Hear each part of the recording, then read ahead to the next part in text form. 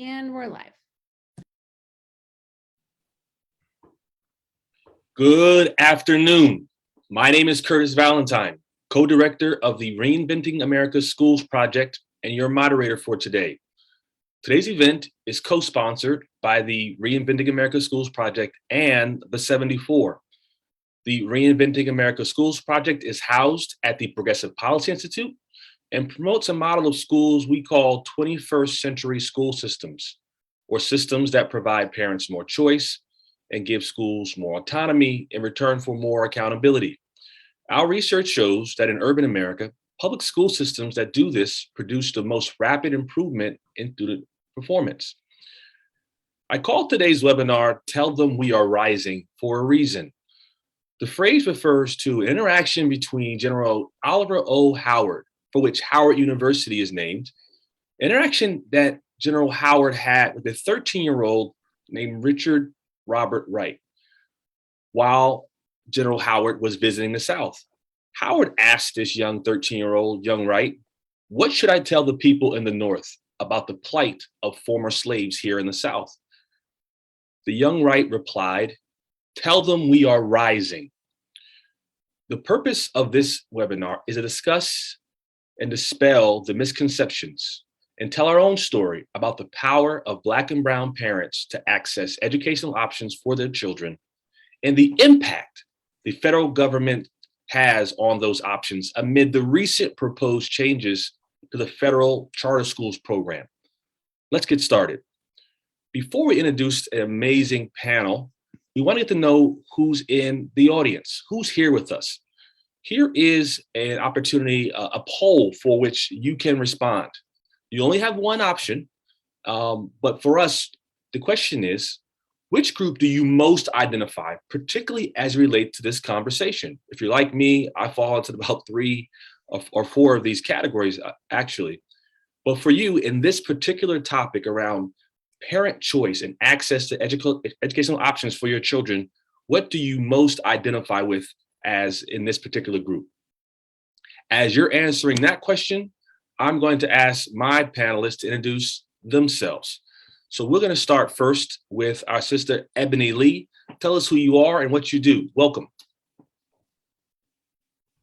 Thank you, Curtis. I am Ebony Lee, and I'm a partner at the Charter School Growth Fund, and I lead our work on policy, communications, and advocacy. Thank you so much for joining us today. We have next, Atasha James. Introduce yourself. Hello, everyone. My name is Atasha James. I'm a co-founder and CEO of Legends Charter School, located in Lanham, Maryland, and Prince George's County. Thank you so much. Next up, Dr. Howard Fuller. Introduce yourself. Well, you just introduced me, and I'm a distinguished professor emeritus at Marquette University in Milwaukee, Wisconsin. And let me just tell folks before I go on, all my panelists are being really modest right now. We're going to talk a lot more about their bios, but I'm going to go to Earl Phelan. He's probably going to give you the very Harvard version of his bio as well. But Earl Phelan, tell us about yourself. Sure. Great to be here with everybody today. My name is Earl Martin Phelan. I serve with a nonprofit called the George and Veronica Phelan Leadership Academies, which helps turn around underperforming schools. And then I'm also the CEO of Kansas City Scholars, which helps young people get to and through college debt-free and into a career that will give their family economic security. Thank you so much again for my amazing panel. What we're going to do now is actually show the results of our survey to find out who is in the audience. 34% of those in the audience are educators. Another 34% are advocates, but we do have a number of parents, journalists, funders, and policymakers in the audience. So glad to see that educators took time out of their day to join us today. Well, let's jump right in. And Howard, I want to come to you first. Before we jump into the topic of parent choice and in 2022, I want to put this into context for those who are listening in. We placed parent choice in the title rather than school choice for a reason. Talk to us about the history of Black parents in America and their power and their fight to make choices on where their children attend school. Yeah, so thanks for that question, Curtis. The thing I want to say, and say it as briefly as I can, we all need to understand that this issue of choice, parents being able to choose education for their children, is not a recent phenomenon for Black people.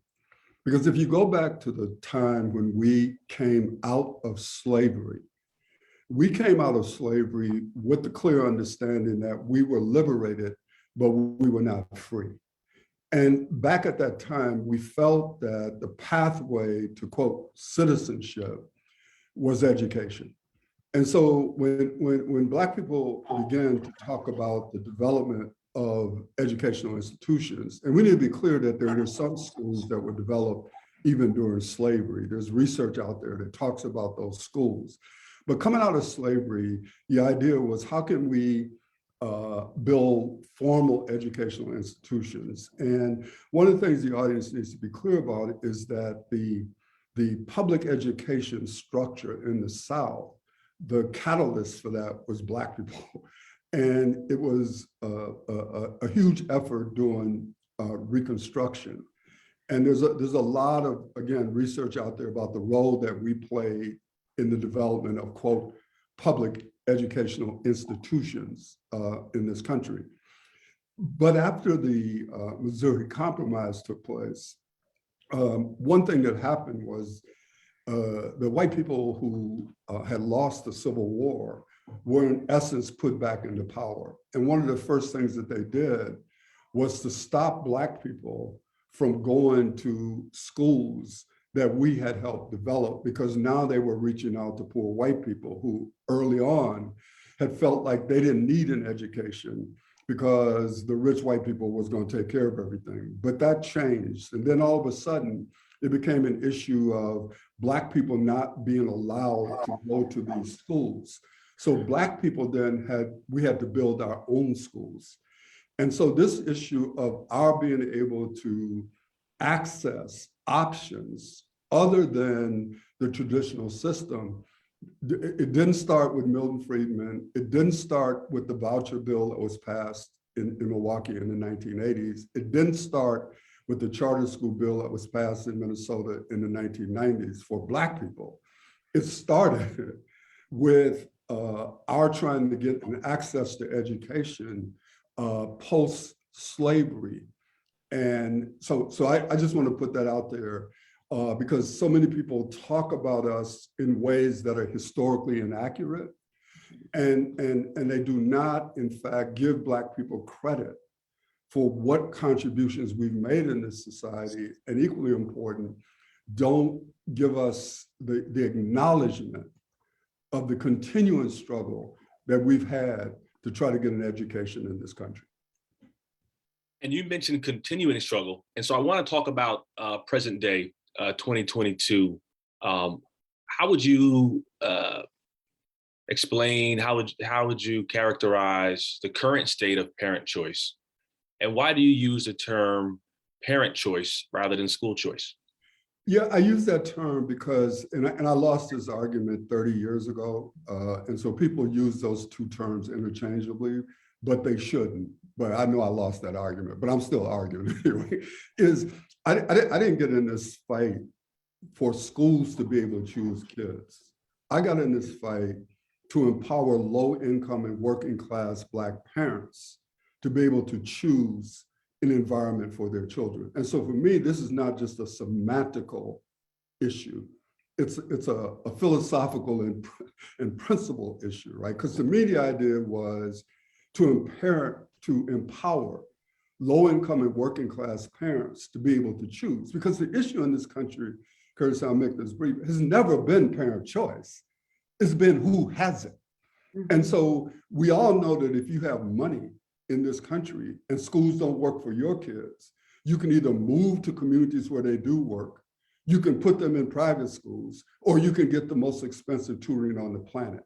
The problem has been for low income and working class people to access some of those choices that those of us with money have. Because we all know that there are people teaching in the public school system structure in this country who oppose parent choice, but they got their own kids in private schools so that they get paid with tax money to send their kids to private schools, but they oppose having the parents whose kids they're teaching, they don't want them to have those options. No, absolutely, and I think that is a struggle to have those conversations. And today is going to be a very tough conversation for some. And I do welcome folks to again comment in the chat, but also to share this conversation with others because it's happening around the country. But we want to make sure that we are based on facts, having the context, and understand what our options are. Ebony, I do want to come to you. We are here in part because of the news of the changing impact the federal government is proposing to have on parent choice. What role does the federal government have now on parent choice? And what is the charter school program that I referenced earlier? Thanks for the question. So just a little bit of context. The federal government is only about 8 to 10% of budgets around education, right? And so when we talk about it, it's often like considered much bigger or having a much bigger footprint in terms of our budget determinations. That being said, even though it's only that 10% of the budget, the position is one of influence and power. And so we look to the federal government to use their bully pulpit, to use their outside influence to incentivize choice, to actually encourage choice from their position. They have a microphone that's bigger than anyone else's. And so through things like competitive federal grant programs, they can incentivize choice for parents. They can make it easier, right? With that, you could also make it harder. And so to your question, Curtis, the Charter Schools program is a program that's been in existence for about 28 years. Recently, in March, a notice of proposed priorities was issued in the Federal Register. And that notice was about 13 pages long, and it outlined a set of new rules and regulations that would govern how this 28-year-old program would be administered moving forward. And we were given a 30-day comment period to respond to the things that were being proposed. The Charter Schools program, and I'm not being hyperbolic when I say, is a lifeline to a lot of new charter schools. It is money for startup, it is money for growth, and it is money for replication. When charters don't have access to the funding that traditional public schools have. Charters are public schools, so these are public dollars, but they don't always have the same funding that our traditional public schools have. So this program, while only $440 million every year, its influence is outsized. And 1 of every 2 charter schools in America today has had CSP funding. So that's why it's so important and why over 30,000 comments were submitted to the Department of Education responding to these proposed changes that threaten parent choice.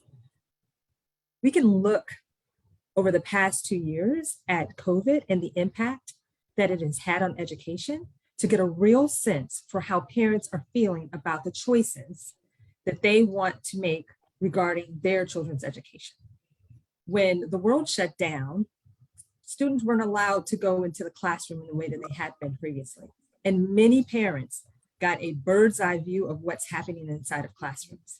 And they have made it abundantly clear that they want more say, not less, in how their children are educated. And one of the choices that we know parents are making are for charter schools. Well, these rules, or proposed rules, I should say, would limit that. And that's not what parents are saying they want. So the federal government is in a position to actually aid parent choice. And it's up to them to further that or to limit it. Because right now what they're suggesting is that charter schools would need to gain the approval of a traditional public school as a part of their application process around collaboration. Most charter operators that I know and that I work with from my seat at CSGF are happy to collaborate and have instituted many programs where they work with the traditional public schools, but it's not mandated, right? And so that is what the reaction has been from the charter sector. Let us do this willingly and in with a coalition of the willing in areas and in places where it makes sense, not because the federal government is telling me that I have to do something. The other thing that folks are reacting to is this notion that charter schools can only open in places where the traditional public school is under enrolled. Well, that makes no sense. We've just talked about COVID and the impact that it has had on schools and attendance. Parents have chosen to go different places. And if a parent chooses not to go to the traditional public school, and that causes an enrollment decline because they want a charter school, the parent should have that option. And so charter shouldn't be limited to where they can expand. And then I would say the third thing that people are reacting to in these proposed rules is this notion that charter schools are somehow adding to the segregation problem that we have in America. So I am not going to be a defender of the federal government's, failed efforts over the past 30, 40, 50 years to desegregate schools. But what charter school leaders are doing is creating opportunities in places where people have self-selected to be around their own people, or they've been forced into zip codes or attendance zones that are very homogenous. But when you say to charter schools, because you are culturally affirming or you're seeking to serve a particular population, that you shouldn't exist because it adds to segregation, again, that is a problem because parents choose to have their students in schools that will bolster their cultural affirmation, whether these are Black students, Indigenous people, or even our Latinx students. People should have the right to attend the schools of their choice that are best for their children, and parents are in the best seat to make that decision, not the federal government. And so I think these CSP rules or proposed rules have ignited a flame in people because it seems like the federal government is trying to take away choice from parents and not aid in it. Curtis, I'd like to add on to Ebony in the sense that additionally, the federal government making this proclamation intersects with each state law very different. So according to the National Alliance of Public Charter Schools, who has a national ranking for charter laws by state, how this impacts charter operators in Maryland, who according to this website has the weakest charter law in one of the most affluent neighborhoods for Black and Brown students. This sends the signal that maybe this isn't a good thing and that maybe parents should defer to the traditional public school system. And in an area as large and populous as Prince George's County, where they serve almost 200,000 students, it's really challenging to know that there's only 10 public charter schools in this entire county who have teachers who are unionized workers who also want and work in these public school spaces, who are now getting additional signals that say, maybe this isn't the vocation, maybe this isn't the way, or it leaves parents feeling as if they're doing something nefarious or slick when they don't choose to engage in the traditional public school system. And so the messaging from the federal government in a multi-pronged approach is very dangerous. No, thank you for that context, Atasha. In many ways, I started my career in this work in Annapolis, fighting for that, and we continue to fight for that autonomy for school leaders to run the schools the way they best see fit, but most importantly, centering parents and students. And so we'll talk about your school and when I talk about Earl School. But Ebony, I did want to follow up, and this is sort of putting, so folks are going to see Atasha James and Earl Phelan and say, wow, there's a number of African Americans who are starting schools, and this is amazing. But in many ways, there is a struggle for people of color to start, run, and expand in this space. And this really flies in the face of a lot of what Dr. Fuller mentioned, which is a history of a people in the country who, in many ways, were out in front in starting schools and really pushing the system of education in this country whether it be Rosenwald schools, Freeman schools, all the schools that were created during Reconstruction were created by people who look like us. Can you talk a little bit about the percentages and just sort of the state of Black and Brown Americans starting schools? What do the numbers look like? What do the struggles look like? And that's a great question. And I so appreciated Dr. Fuller just giving us, the historical context, because I do think people forget. So what I will say is, particularly in the charter school movement as it exists today, and in particular in the Charter School Growth Funds portfolio, 60% of our portfolio have schools that are led by people of color. And every day and every year, we see more and more leaders stepping up, wanting to create schools in communities that they are from, right? So this is less about outsiders coming in to support and help low-income Black and Brown children. It is much more about self-determination, right? These are individuals who have decided, I'm from this place and I want to make my mark and I want to help kids that look like me. And so over the past several years, you've seen more and more leaders of color putting schools in places that serve students of color.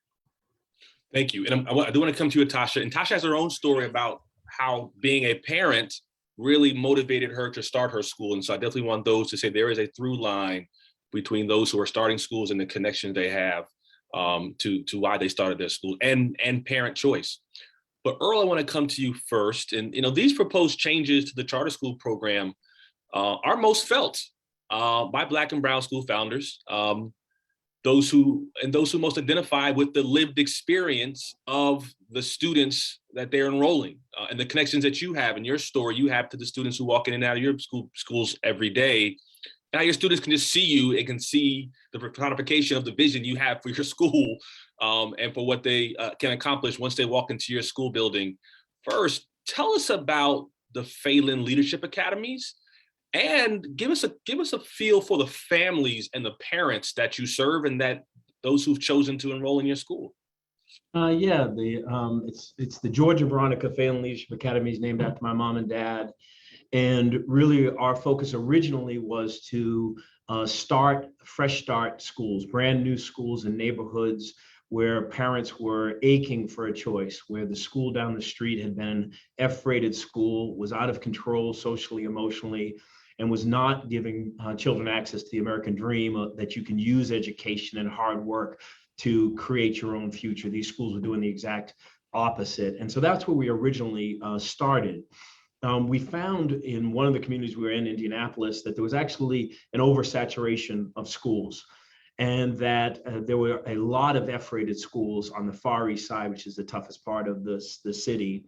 And so we partnered with IPS, with a local philanthropic organization there, the Mind Trust, and some laws were created to allow us to come into an existing traditional public school and help turn it around. So Phelan Leadership Academies right now is a network of 25 schools in Alabama, Indiana, Ohio, Michigan, Texas, and Washington, DC. We're blessed to serve about 10,000 scholars, grades K to 12. And our focus is going in to serve some of the, just a small portion of the 5 million children right now in the United States who are going to absolutely abysmal schools. Schools that you wouldn't send your enemy's children to, schools that you certainly wouldn't send your children to, and schools where parents have been limited from choice just because of where they live and because of some other circumstances. And so we try to go into those existing schools and make them places that families will love. And we've been blessed to be able to do that. We've gotten half of our schools already to become A and B rated schools. You feel the love in our schools when you come in. Our scholars feel the culture. As a Black-led organization, you kind of feel the culture of our organization, regardless of what school you sit in. We're able to attract staff, and I believe all people can be great educators, but having diverse staff, having males and females, that's very important for the development of all children, boys and girls, and we're able to do that. And yeah, we love our schools, we love our scholars, and our parents, as you said, have a choice of whether they want to be there or whether they don't want to be there. And they're choosing to be there because they know how much we love their children, and they know how much we put on the line every day to help their children realize our collective dreams for for them. That's outstanding. Curtis, can I just add on here? Please. You know, Earl is very modest, and I'm Atasha as well as Dr. Fuller. You know, you guys all have schools, but last year we did a research project on Black-led charter schools from the perspective of students, and the influence that these leaders, even on this panel, have for the students that attend their schools is outsized. Like the fact that students are tracking their movements, they are aspiring to be them one day.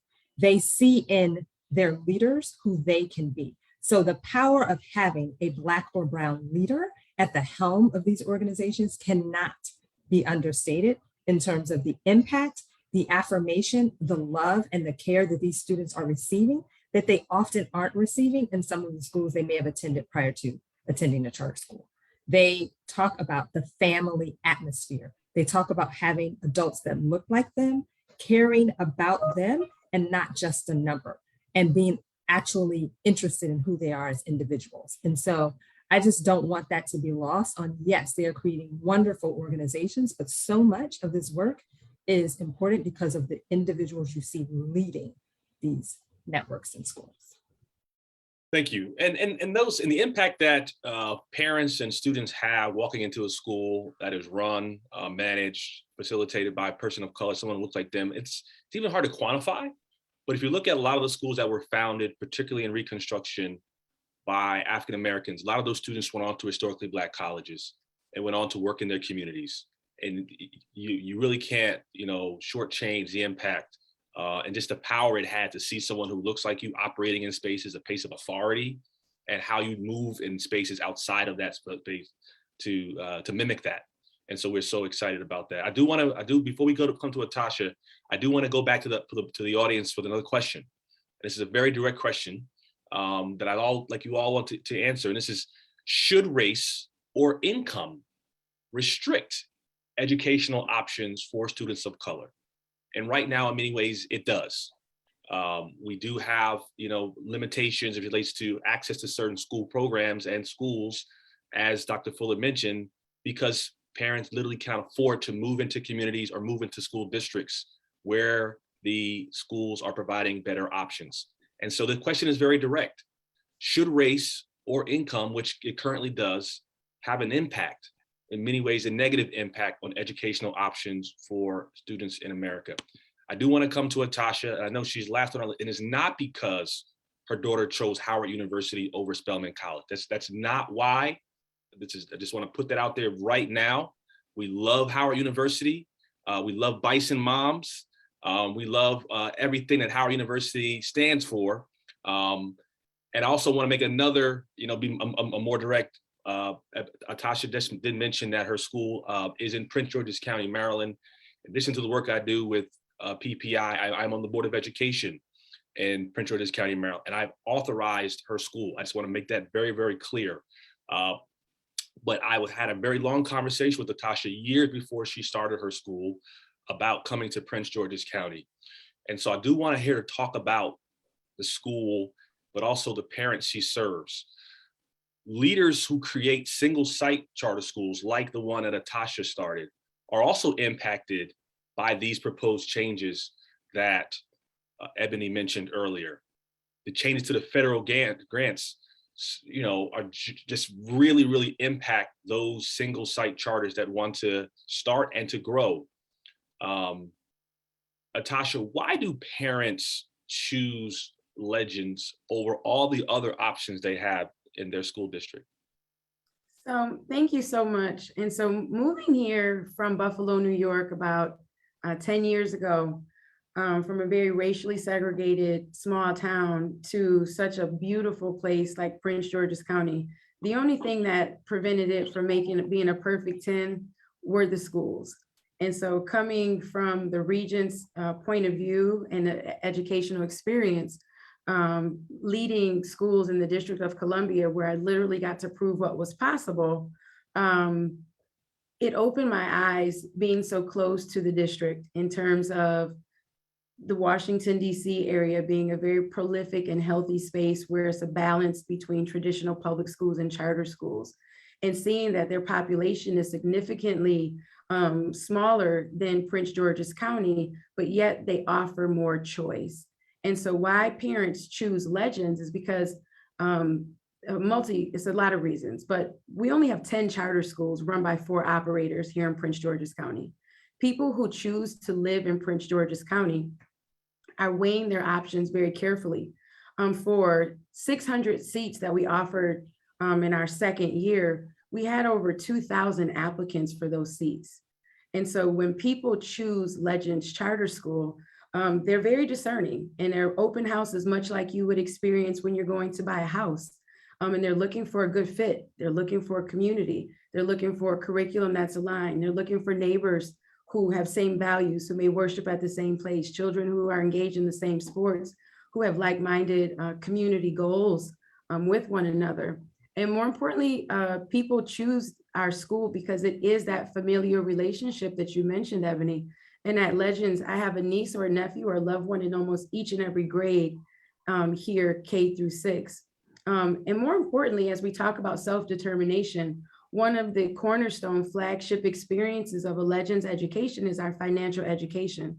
Because what we believe fundamentally is that if you receive a strong foundation for social emotional learning and how you manage yourself as an academic, coupled with strong financial education beginning in kindergarten, we know that money does provide you choice.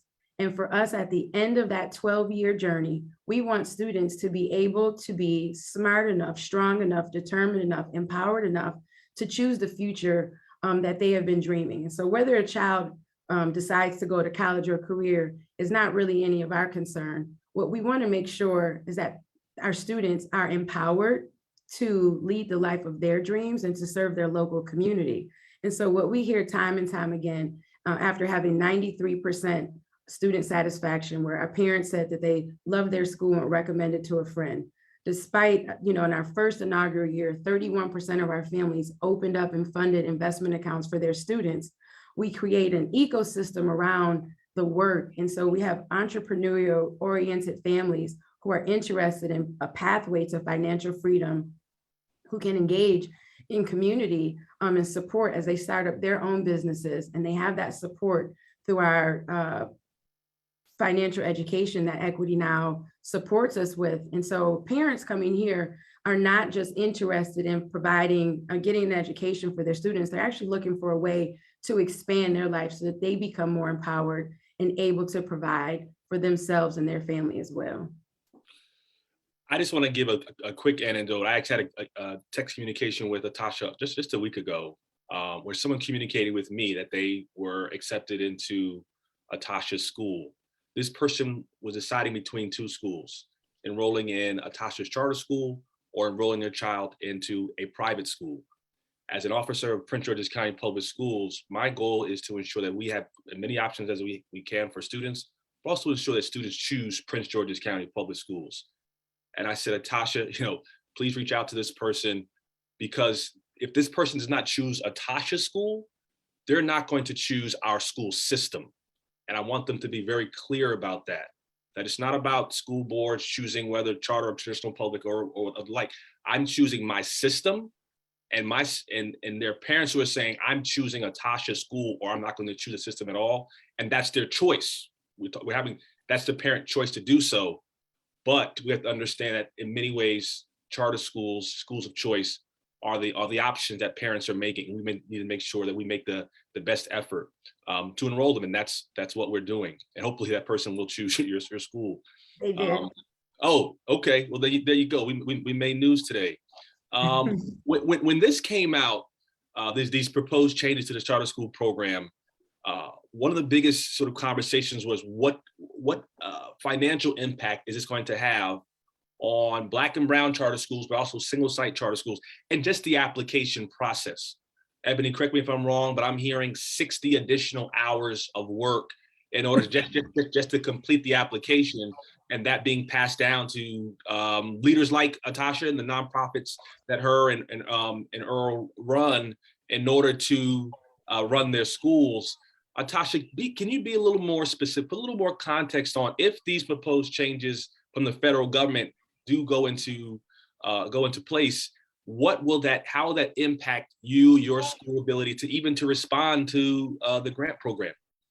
Yep. And so chartering, as we all know, is very political and it's very expensive to start a school. So no matter if you have a brilliant idea and you have, the vision to execute, it takes money to do this. At the end of the day, schooling is a business. And what this means for us writ large is that most schools, and especially the size of a Legends charter school, it takes about $1 million to start up. And so if you don't have a solid infrastructure that can support the program that you're building, your school is not going to be successful in meeting those goals. More importantly, what folks have to understand is that charter schools are funded based on a per pupil allocation, and that funding formula isn't consistent across the board. And so, for example, using averages in Prince George's County, most students their education on that per pupil expenditure, they receive about $18,000. Charter schools, on the other hand, are operating at about 63% of that. And so from that 18, we receive about $12,000 to operate and do the same thing without facilities assistance, without transportation, and a lot of the other fringe benefits that come from receiving a full funded per pupil allocation for each of our scholars. So what does that mean? It means that when we're talking about pound for pound, how do we attract and retain the world's best talent for our students, that it may not make us as competitive. When we talk about competing with a district who can readily receive bond funding, which allows them to get more building for less interest, that means that we're also hamstrung because we don't have the credit and the backing to be able to do these things. And families want to make sure that A, the building is safe, beautiful for their student, and that B, that there's talent, the best talent. And then 3, why would a parent then make the choice to know that they're receiving potentially, in theory, less than they would at the traditional public schools? And so it puts a parent in a very precarious spot. And so what that means for us, as you know, because you're on our listserv, that we have to do a heavy amount of fundraising in order to make sure we can provide an abundant, rich, and not scarce. We want to make sure that we're resource rich and, more importantly, be able to compete. And so when we talk about that as a part A, Legends is approved for a K-8 campus and at capacity to be 900 students. Our curriculum is such that the students will receive advanced placement credits because we have an accelerated program. And when we're already getting momentum for expansion, this would definitely cripple our ability because the criteria is limiting in such a way that says, well, the school system obviously will have seats. The entire nation, as a result of COVID, had their population attrition. We don't know where still many of those students are. But more importantly, what that says to a parent is you don't get to choose the expanded Legends Charter School, and that opportunity is now taken off of the table. And so getting a charter approved in Prince George's County was like winning the lottery for, multi-billions. And so not to be able to fulfill our dream and be able to provide a K-12 campus, because we would also need that money for startup, is very disappointing and problematic, just for the whole of all the other charter operators here operating in Maryland under an already very stressful authorization operator relationship. And I'd reiterate, I mean, you mentioned receiving a charter being a lottery for you. I will say that parents who are enrolled in your school, it's a lottery for them as well. And so that feeling of winning in your school or the Howard Fuller School in Milwaukee or Earl, and a number of schools, both traditional and charter, where parents are getting into the school of their choice for their child, that in many ways, and it should not have to be that way. I want to be very clear, that should not have to be that way, but right now, this is how we're operating. I do want to show our results of the survey that we conducted.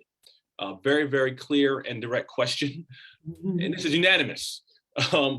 If in a time where there's a lot of disagreement in this country, there's one thing we can agree on, that race and income should not restrict educational options for students in America. That's very, very clear. Dr. Fuller, I want to come to you. For those who worked, like all of us in many ways, worked our lives to really center parents, particularly Black and Brown parents, in this so-called education reform movement, the term parent power has been hijacked by conservatives in many ways for what some would call political reasons. Dr. Fuller, why is it so easy for others to sideline the voices of Black and brown parents? Yeah, like when I hear the word hijackers, like I get a little, squeamish about that, because it's not clear to me that people have hijacked anything. What to me people are doing is what they've always done, which is to use the power that they have to take care of their children. And what happens in this country is the kids that many of us serve, they are not on the agenda in a real way for the political structure writ large in this country. Meaning we need to be absolutely clear. The kids that we serve at our school, the school that I'm sitting in right now, the political structure writ large don't give a damn about these kids. And they don't care about them because neither the kids nor their families are of value to this country. And many, many years ago, a man named Rayford Logan wrote a book called Who Needs the Negro? And essentially what he was arguing was that there was going to come a point in time because of the economic structure of this country where, quote, Negroes were not going to be needed. We need to face the reality of that at this point in time, we're talking about trying to educate children to give them a chance in life in this country, but they're in a country where their families are not valued. We're in a country where when the pandemic hit, wasn't it amazing how people went from being low-income workers to being essential workers? Because all they did was change the terminology. They didn't change benefits, they didn't change salary, they didn't change any of that. All of a sudden, our parents and our community became essential workers. They wanted poor people to go out and risk their lives so people like us could be on Zoom. And unless we speak directly to that, we're not serving what our schools are supposed to ultimately be about, because it isn't just about providing the best education for our kids. It's about developing institutions that will be a part of advancing the interests of our children beyond just education, but trying to advance the interests of a community in a country that doesn't care about them. And let me try to, say this and shut up on this, Curtis, is that when I was listening to Ebony and Natasha and Earl talking about the challenges that they face and these new rules, let's be very clear. These new rules come from a so-called progressive administration. I know y'all didn't want to talk about this, but I don't care. I'm getting ready to talk about it. And the thing is, I support a lot of what this administration is doing, but we have to stand up and say to them that you're coming forward with these rules means that you're taking the organized interests in the public educational system over the interests of the families that you say that you represent. And so when Ebony talked about self-determination, this is a direct assault on the self-determination of a people. And I would ask all you so-called progressives out there, when did it become progressive to assault the self-determination of a people? But the problem that we have is that on the one hand, you have an administration that may be doing several things that are of value to our community. And then on the other, you have a group of people who say they support charters, but they're trying to keep Black people from having the right to vote. They don't want Black people to have healthcare. They don't want Black people to have housing. So what happens is those of us who care deeply about our community and believe in these schools because we believe in our people, we're in a political dilemma, right? Because on the one hand, you got people who say that they're for us, attacking us by denying self-determination. You got another party over here saying, yeah, I'm for your schools, but I don't want your parents to be able to vote. I don't want you to have healthcare. So we've got to figure out how in this environment we fight. How do we fight? Who do we join with the fight? And it's going to have to be done almost on a case-by-case basis, right? We can't afford to sell out to any of these parties. What we got to try to figure out is, how do we figure out our interests? And how do we work with whomever is helping us from an interest standpoint, almost on an issue-by-issue basis? So we got to be able to like support people when they're supporting us, stand up against them when they're not supporting us, and be comfortable with that. And so I just want to say that's the dilemma that I'm feeling deeply today. Because any of us who are in schools right now, what our kids and our families are going through, man, I ain't never seen nothing like this in my life. I've never seen anything like this in my life. And the challenges that we're facing are so overwhelming that to be able to like try to figure out, okay, from a policy standpoint, what is it that we should be supporting? Because those of us who are in these schools, we have to support more than just education policy.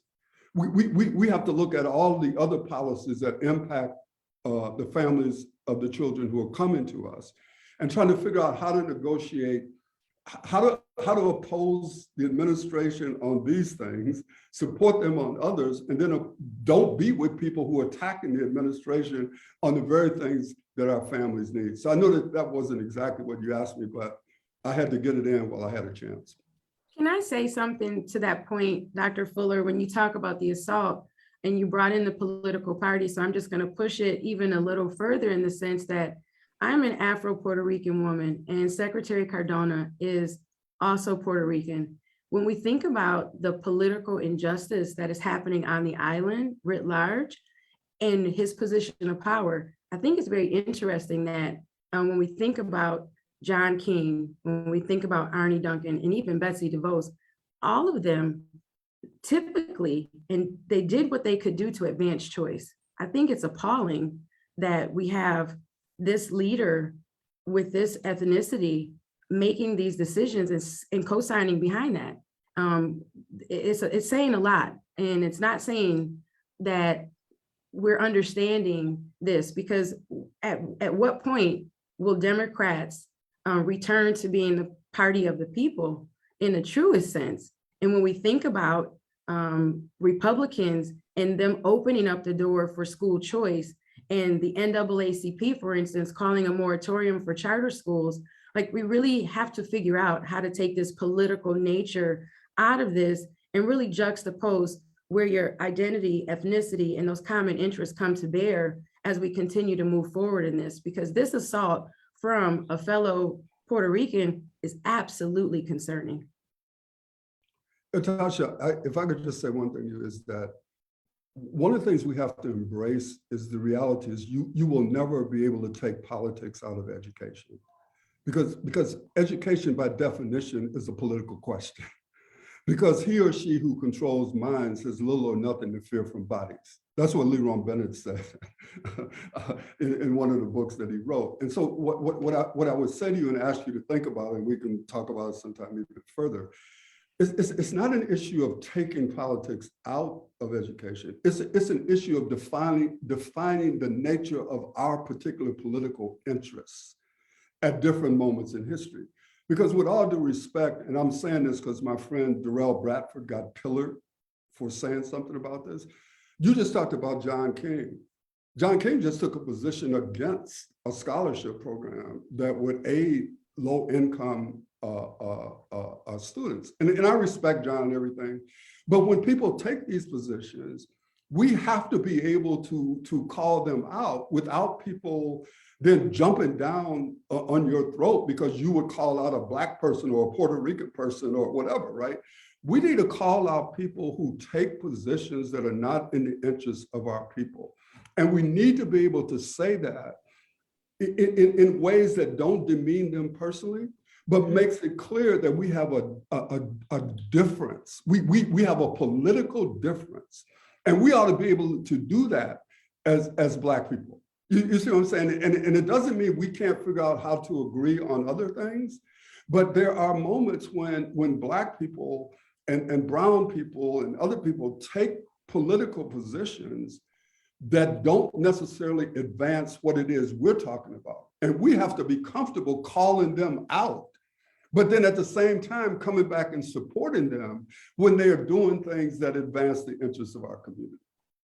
I agree And with Curtis, that. if I could jump in, Dr. Fuller just went where I wanted to go. So in addition to calling people out when they are not advancing interests that help Black and Brown people, we also need to do a better job of cheerleading when people have courage. And I think one disappointing thing that I've noticed over the past several years is that very few people in positions of power in the government have shown that courage, have used their position and their influence to talk about why they support these policies that help Black and Brown children. And I think a part of it is because they haven't gotten as much thanks and appreciation as folks on the other side. But that being said, a part of why so many policy advances have been made is because we've had champions. We've had people who were unapologetic and who were unafraid to stand for what they believed in. And we didn't demonize them because they had a different policy decision and say, you know, we're canceling them or something like that, but we would have debates on the merits. So I completely agree with Dr. Fuller that we have to be more nuanced and more sophisticated in how we're addressing these things, but we also need our leaders to lead. You know, I saw something on there. I saw somebody in the chat, I think it was Mark Lerner or somebody put in there that Black people vote Democrats. And I don't want to leave that as without speaking to that. The question will be why. And I would argue this, that one of the difficult things that we have is that as deeply as we care about education, education in and of itself may not be a wedge issue for the vast majority of our families. Because our families are trying to negotiate, how am I going to eat? Where am I going to stay? How am I going to take care of my family with a wage that doesn't allow me to take care of my family? What am I going to do when I have people telling me that they're going to shut down the number of voting places, or they're not going to allow absentee ballots? And so what I would say to Mark is a part of the problem here is that, yeah, Black people may be voting Democratic because for a lot of them, the Democratic Party may be standing firm on issues other than education. And so that was the thing I was trying to talk about when I talk about the struggle that we have to try to define where do we go in a political sense when neither party supports in total the agenda that would advance the interests of Black people. One of the first things I was told when I joined the school board was, remember this, Curtis, permanent interest, not permanent friends. Permanent interest. And that's not unique to African Americans or Latinos in politics. That's what every other group is doing. Every other group is saying, these are my interests. And whether I'm willing to go wherever and to work with whoever that it takes in order to get that done and be consistent with that. And so a lot of what you all are saying is really in the spirit of what I was taught really early on. In the last 7 minutes we have, I do want to talk about the right now and the tomorrow. In many ways, you know, this fight for parents to choose where their children go to school, again, from the beginning of our discussion, dates back hundreds of years, particularly for people who look like us. And for those who would say, you know, Curtis, if I was alive back then, this is what I would be doing. Or if I was, I'd be sitting in. I would be, if you know, we have these historians who like to romanticize the past, not understanding that a lot of what our ancestors fought for, we are fighting for again. And so this quote I saw, it says, if you've ever wondered what you'd be doing during slavery, during the Holocaust, or the Civil Rights Movement, you're doing it right now. Oh, I would have been Harriet, I would have been with Harriet. Well, they're Harriets right now trying to get children free and need your help. Well, to the right moment, I would have been sitting right there at the lunch counter at Woolworths, right next, I would have right there with students from North Carolina A&T. There's a seat waiting for you right now. and it's waiting for you. So all of you, and I want to start with you, Earl, and this is be our last question we're gonna end with. Make your case for why people who are listening in now should care about parent choice and why they should put their time into working on this as opposed to working on all the other things that we are addressing now in our community. Well, I think others have articulated why parent choice matters. And the only two things I'd add is, one is we live in a country that prides itself on capitalism and competition as being one of the things that makes us a great nation. But when it comes to schooling and to parent choice, we seem to want to squash that. I think the second observation, when I hear people who are against parental choice, it really takes me back to 1850s and the fugitive slave laws. And for those of you who don't know what the fugitive slave laws are, it's if somebody escaped from the South or another slave state to the North, the Northerners were required under this law to give back those slaves to the Southern states. And that's the type of mentality that I see and hear as it relates to, wait a second, parents are going to a failing school that's dysfunctional. The teachers are not bringing love and passion to our students. Our students are not learning what they'll need to have a better life. But if they want to leave that school, that's an atrocity. And we need to find a way to fight independent schools, parental choice, and send them back to the district. And I think that's abhorrent. Natasha, why should people care about parent choice now? So choice is a cornerstone of our democracy at its core. And parents, whether you're interested in school choice or whatever that might be, what you need to consider is the larger ramifications. To what end will the government go to make it so that you are under their thumb? And similar to other laws that have been passed, like Roe versus Wade, we're watching them chip at the fundamental right that you have as a citizen of the United States of America. And as a mom of two who decided how my children will be raised in the environment, I'm unwilling and will be unapologetic in fighting to make sure that my rights as a mom aren't tethered at all. And so anyone who's listening to this needs to think about this, in my opinion, much more outside of the singular case of education. But what do we do to put those who are trying to earn our vote on notice to say, stop, this is too much? And so this is where we are right now. Ebony, why should folks get involved in this at all? Yeah, thanks for that question. You know, I really struggle with why we have to have this conversation. Choice is prevalent in almost every other area of our lives. We choose what doctor we go to. We choose what car we drive.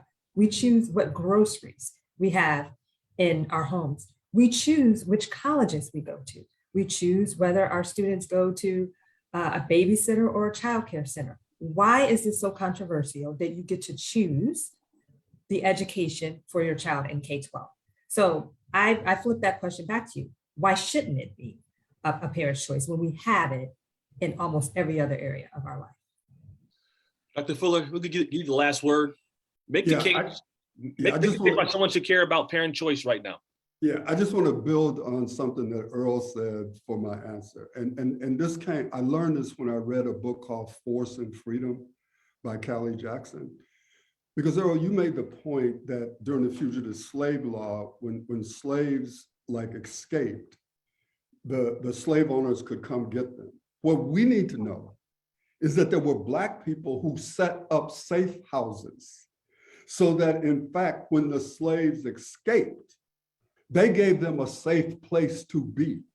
And there was a battle one time in Philadelphia where Black people killed a slave owner who came to try to get a slave back.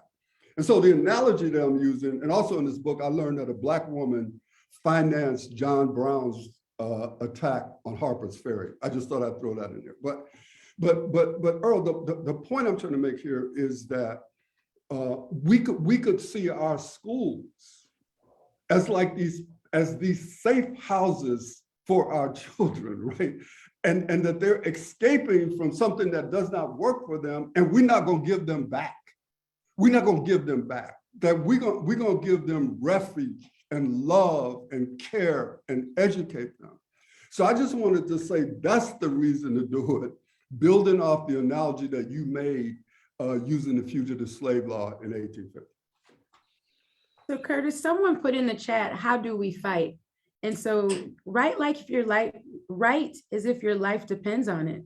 How do you engage with those people who are in the positions of power, your local school board members, whoever it might be, so that this is more a normalized conversation and it is at the table as almost a non-negotiable. But for every parent to know that nobody wants to hear 5,000 parents, storming the Annapolis townhouse.